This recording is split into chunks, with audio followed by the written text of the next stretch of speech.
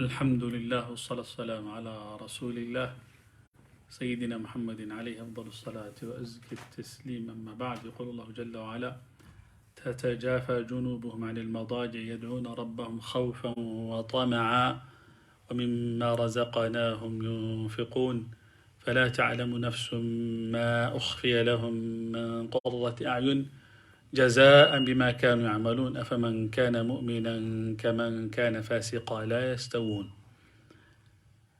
kelimada munaasabada maanta loo khasisay waxa ay tahay qisooyin ka hadlaya salafi hadihi lumma, dadkii tegay inaga naga horeeyey. xitaa ma raba inaan ka hadlo nebiga iyo saxaabadiisa, waxaan rabaa inaan ka hadlo dadkii ka dambeeyey waxa ay ka yiraahdeen salaatuleylka. habeenka in la soo istaago oo ilaahay lis hor suro oo qofka ilaahay uu hor istaagay howl sahlan maaha. aniga adiga waa nagu adag tahay, waxaana na cusleeyay dunuubteenna.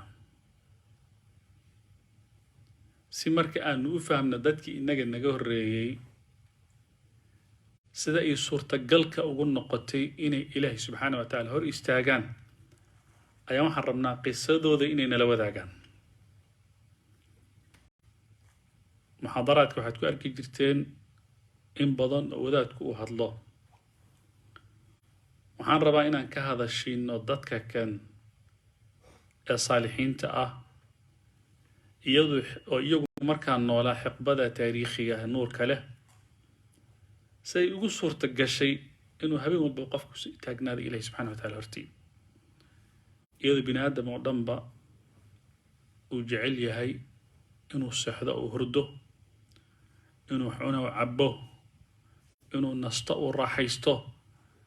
saa ay tahay haddana dad kale way ka doonayeen. marka qaarkii markaa kutubta taariikhda aad aqrisid, markii ruhbaan alleyl qisasta ku soo aroortay, ama aad aqrisid siyar min aclaami nubala ama aclaami nubala looga hadlaya alimaam adahabi ama xilyat alawliyaa, qisas faradan kutub alqisas oo weli alqisas saxiixa ee muwathaq ah, qofkii aqriya wuxuu isleeyahay ruuxa kama khuraafaat waa ka badbadin. waxaa jira qof bini aadam oo saas oo kale u dhaqmi kara oo noloshiisa oo dhanba ka dhigi kara inay ilaahay subxaana wa tacaala uu hor taagnaado, maalinkana uu soomo, habeenkana leel uu taagnaado? suurtagal ma. laakiin dadkaas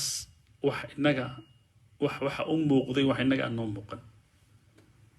nolosha waxay ka arkeen angal ka duwan kan anagu ka taagan.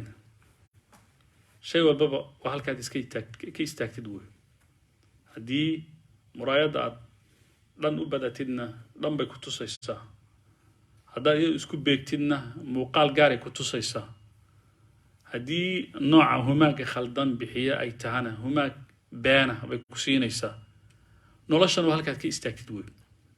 qisastooda anoo warka idinku badinayn baa waxaan ku hormaray saciid ibnu musayib oo leh waxyaabaha nagu bixiya waxaa ka mid a qofka markuu habeenkii istaago oo saacado ka mida habeenka uu u qoondeeyo ilaahay oo rabb alcaalamiin uu hor istaago, qofka isaga yajcalu allahu fii qalbihi nuuran yuxibuhu calayhi kullu muslim. ilaahay qofkaas wejigiisa wuxuu saaraa nuur, iftiin baa ilaahay subxaana wa tacaala saaraa. nuurkaasna wuxuu keenaa inuu noqdo mid isagu maqnaatiisi ah, gravity leh ee dadka soo jiita. waxaad arkaysaa qulubta oo kuu furan, waxaad arkaysaa khayrkii oo kuu sahlan, waxaad arkaysaa nuur oo dadka kale aanu ka muuqan in ilaahay subxaana wa tacaala uu saaraya qofka kan ahlu salaatuleylka tukada. dadkuna way isweydiinayaan, waxay leeyihin war ninka kan ma aqaan waxaan ku arkay, haddana waxaad arkaysaa qalbigayga inuu halkaa jiro. laakiin annaga markaan tafsiir u weynana